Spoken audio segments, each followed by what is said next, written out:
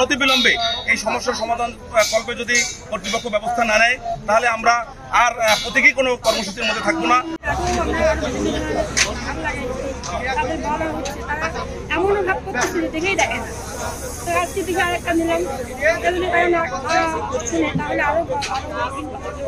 ভয়াবহ অবস্থা ধারণ করছে, গাড়ি কিন্তু প্রায় দুর্ঘটনা ঘটছে, যে কারণে কিন্তু মানুষ প্রাণ হারাচ্ছে। আমরা নিরাপদ সড়কের পক্ষ থেকে বিভিন্ন সময় দাবি জানিয়েছি সরকারের কাছে সড়কটি যেন মেরামত করে, কিন্তু আমরা দেখতে পারলাম মাসের পর মাস যাচ্ছে কিন্তু সড়ক কিন্তু সে কোনোভাবেই নিরাপদ হচ্ছে না, মানুষের প্রাণ ঝরছে।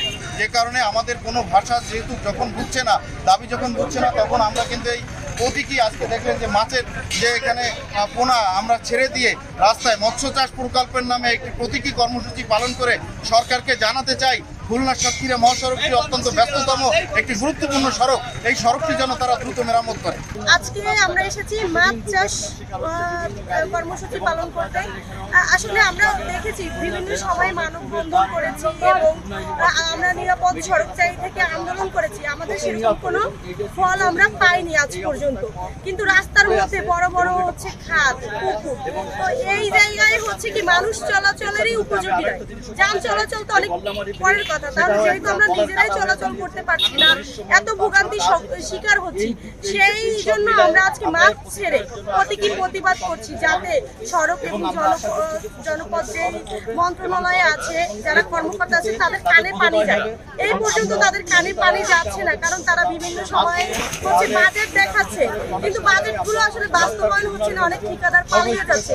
আসলে এটা কোনো কথা না। অবশ্যই তাদের একটা দায়িত্বের জায়গা থেকে তাদের অবশ্যই জবাবদিহিতার জায়গা থাকতে হবে। আমরা আশাবাদী কার্যকারিতায় তো হচ্ছে, সাধারণ জনগণ আপনারা দেখছেন আজকে স্বতঃস্ফূর্তভাবে সবাই আমাদের এই প্রতীকী কর্মসূচিতে অংশগ্রহণ করছে এবং এর আগে শিপইয়ার্ডে যে ধানের যে প্রতীকী সময় সারা বাংলাদেশে এটা নাড়া দিয়েছে এবং আমরা আশাবাদী এবং এরপরেও যদি প্রশাসন তদন্ত না করে আমরা খুলনা জনসাধারণকে নিয়ে আমরা বড় কর্মসূচি দিব। এই সড়কে দীর্ঘদিন ধরে আমরা দেখছি যে ঠিকাদার কাজ করছে না, রাস্তাটা অবহেলায় রয়েছে, রাস্তাটা ভঙ্গুর অবস্থায় হয়ে গেছে। এখানে বিভিন্নভাবে রোড অ্যাক্সিডেন্ট হয়, মারা যায়, মোটরবাইক উল্টায় পড়ে যায়। এই অবস্থায় মানুষ এখানে আসলে চলাচল করতে পারে।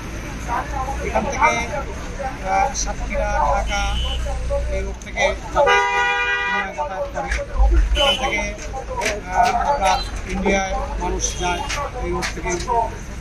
আমরা মনে করি যে এই রোডটা সংস্কার করা প্রয়োজন।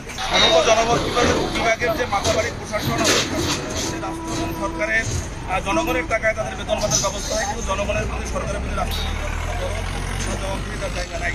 আমরা দেখছি যে বিশেষ করে খুলনা মহাসড়কের 0 পয়েন্ট এলাকাটা এত বেশি চলাচলের অনুপযোগী হয়েছে, এখানে প্রতিনিয়ত দুর্ঘটনা ঘটছে, মানুষ মারা যাচ্ছেন, আহত হচ্ছেন, পঙ্গু হচ্ছেন, গাড়ি উল্টে যাচ্ছে, মানে এটা আসলে বর্ণনা অতীত। এবং পাশেই গল্লামারি ব্রিজ, সেই ব্রিজটি নিয়েও নানান রকমের নাটক মঞ্চস্থ হয়েছে। খুলনার গণমাধ্যম কর্মীরা সর্বোচ্চ আন্তরিকতার সাথে এটি কভার করেছে। আমরাও চেষ্টা করেছি এটিকে দৃষ্টি আকর্ষণ করবার জন্য কর্তৃপক্ষের, কিন্তু কর্তৃপক্ষের দৃষ্টি আমরা আকর্ষণ করতে বলা চলে যে ব্যর্থ হয়েছে। সেই কারণে আজকের আমরা এই কর্মসূচি পালন করলাম। আমরা রাস্তার মাঝখানে পানির মধ্যে মাছ ছেড়ে আমরা যদি অনতিবিলম্বে এই সমস্যার সমাধান কল্পে যদি কর্তৃপক্ষ ব্যবস্থা না নেয় তাহলে আমরা আর প্রতীকী কোনো কর্মসূচির মধ্যে থাকবো না। আমরা কঠোর ভাষায় তাদের বিরুদ্ধে কর্মসূচি গ্রহণ করতে বাধ্য হব।